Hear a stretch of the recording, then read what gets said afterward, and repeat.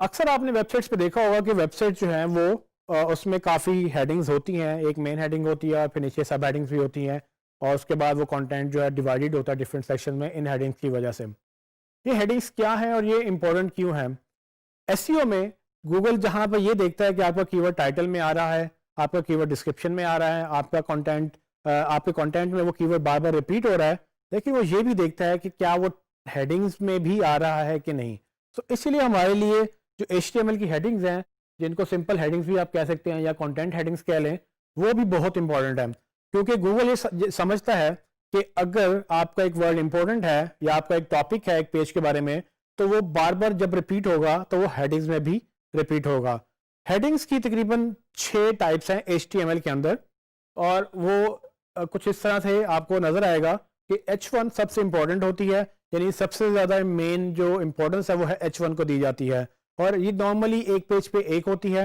अक्सर लोग ये आर्ग्यू करते हैं कि H1 एक पेज पे 2 भी हो सकती हैं, लेकिन कुछ अर्से पहले तक HTML5 से पहले तक ये माना जाता था कि HTML की हेडिंग H1 एक ही होनी चाहिए हर पेज के ऊपर। अगर एक भी नहीं है तो भी मसला है, और अगर एक से ज्यादा है तो भी मसला है। आपको अक्सर टूल्स भी ये एज एन इशू एरर बताएंगे। सो आपको ये ध्यान में रखना है कि आपने जो एक मेन पेज का टाइटल है या मेन पेज का नाम है उसको H1 असाइन करना है, या अपने डेवलपर से असाइन करवाना है। इससे फायदा ये होगा कि इस H1 में जो भी आप लिखेंगे वो गूगल कंसिडर करेगा ऑप्टिमाइजेशन के लिए।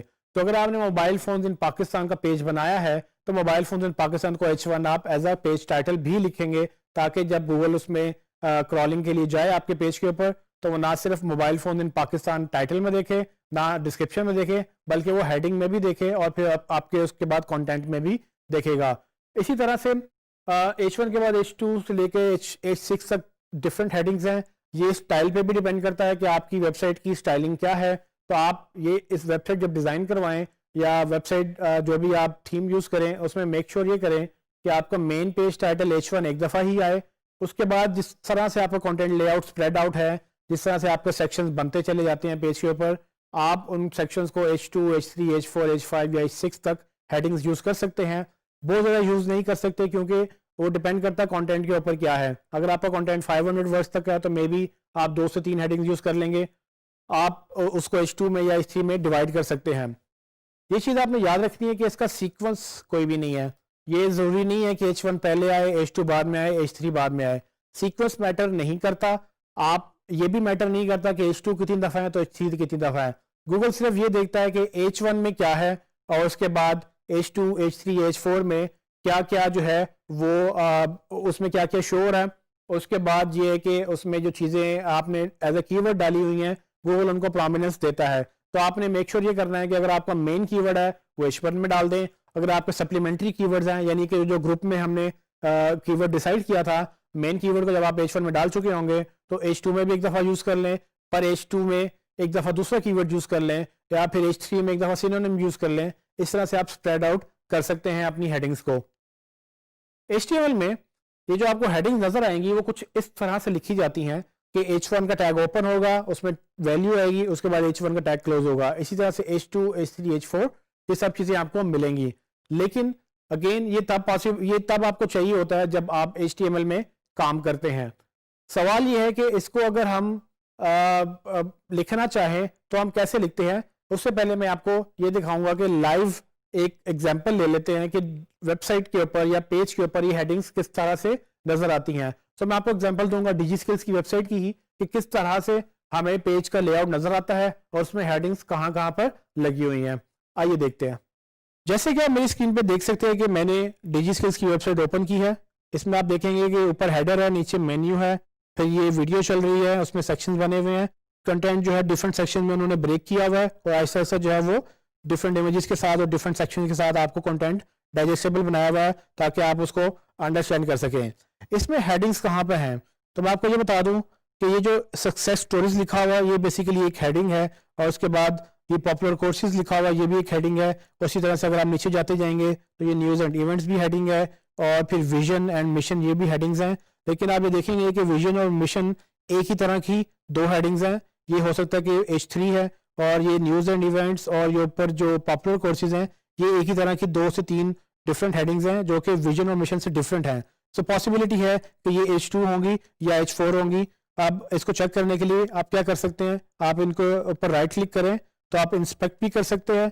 ये इंस्पेक्ट से भी आपको सोर्स कोड नज़र आता है, ये राइट साइड पे आपको सोर्स कोड नज़र आ जाएगा और यहाँ पर आप देख सकते हैं कि मुझे ये H2 नज़र आ रहा है इस वक्त पॉपुलर कोर्सेज में। लेकिन अगर आप इसको सोर्स में देखना चाहें तो हम वैसे ही इसको मैं कॉपी करूँगा और फिर मैं राइट क्लिक करूँगा, व्यू पेज सोर्स में जाऊँगा और यहाँ पर मुझे जब इसका सोर्स कोड लोड हो जाएगा मैं कंट्रोल F करके फाइंड करूँगा अपना टेक्स्ट और मैं यहाँ पर उसको पेस्ट जब करूँगा तो वो मुझे बता देगा कि ये पूरे HTML में ये कंटेंट कहाँ पर पब्लिश्ड है। सो आप देख सकते हैं कि इस रो में ये जो कंटेंट है H2 ये बिल्कुल उसी तरह से विजिबल है जैसे हमें फ्रंट पे नजर आ रहा है, लेकिन यहाँ पर ये आपको नजर आ रहा है कि ये H2 है ना कि H3 या H1 या कोई और हेडिंग है। इसी तरह से अगर आप नीचे स्क्रॉल करेंगे तो हम ये देख लेते हैं कि विजन और मिशन ये H1 या H2 या H3 इसमें क्या लगा हुआ है। मैं इसको चेक करके इंस्पेक्ट किया तो आप इंस्पेक्ट में देख सकते हैं कि ये भी H2 है लेकिन इनकी डिजाइन डिफरेंट है। सो हेडिंग्स में आप नॉर्मली कीवर्ड्स स्प्रेड कर सकते हैं। अगर मैं सी की एग्जांपल लूँ तो जहाँ पॉपुलर कोर्सेज लिखा हुआ है वहाँ पॉपुलर ऑनलाइन कोर्सेज भी हो सकता था, क्योंकि पॉसिबिलिटी है कि अगर डिजी स्किल्स अगर ऑनलाइन कोर्सेज प्रोवाइड कर रहे हैं तो ऑनलाइन कोर्सेज एक कीवर्ड हो सकता है जो यहाँ पर ऐड हो सकता है। सो अगर इसकी ऑप्टिमाइजेशन करना चाहें तो मैं ये चाहूँगा कि हम यहाँ पर एक ऑनलाइन का वर्ड ऐड कर दें ताकि अगर पॉपुलर कोर्सेज की बजाय पॉपुलर ऑनलाइन कोर्सेज लिखेंगे तो गूगल को ये लगेगा कि ये वेबसाइट ये पेज जो है ये ऑनलाइन कोर्सेज के बारे में है। जैसे कि आपने देखा कि डिजी स्किल्स के ऊपर वो जो पेज डिवाइडेड था और डिफरेंट हेडिंग्स में था, उसमें कहीं पर H2 तो कहीं पर H3 यूज हो सकता था। H1 हमने नहीं देखा, हमने बाकी हेडिंग्स नहीं देखी, लेकिन ये मैटर नहीं करेगा। ये मैटर तब करेगा जब आप किसी वेबसाइट की SEO करेंगे और अगर आपको लगता है कि कोई चीज़ मिसिंग है, H1 नहीं है, तो आप अपने क्लाइंट से कहेंगे या आप अपने डेवलपर से कहेंगे कि उसमें H1 डालें। अगर आपको ये लगता है कि उसमें H2 या H3 ज़्यादा दफ़ा यूज़ हुआ है तो आप उसको चेंज करवा सकते हैं। लेकिन अल्टीमेटली गोल हमारा ये है कि जब भी हम हेडिंग यूज़ करें उसके अंदर हम प्रॉपर कीवर्ड्स यूज़ करें और ये कीवर्ड उसी ग्रुप में से आएंगे जो हमने फर्स्ट टाइम इसको असाइन किया था। और आप तब देख सकेंगे कि जहाँ पर अगर एक वर्ड एक तरह से लिखा हुआ है उसको अगर आप थोड़ा सा डिफरेंट करके, थोड़ा सा लंबा करके या उसमें कीवर्ड घुसाने की कोशिश करें तो वो एक अच्छी आपकी ऑप्टिमाइजेशन प्रैक्टिस होगी जिससे गूगल आपको फिर रैंक करने में जो है ऊपर आपको लेकर आएगा। अगर आप ये हेडिंग्स को मिस कर देंगे, अगर इसमें आप कंटेंट या कीवर्ड्स नहीं ऐड करेंगे तो पॉसिबिलिटी है कि आपकी SEO में आपको वो रैंकिंग या वो नंबर ना मिले जो आप इस हेडिंग से विन कर सकते थे।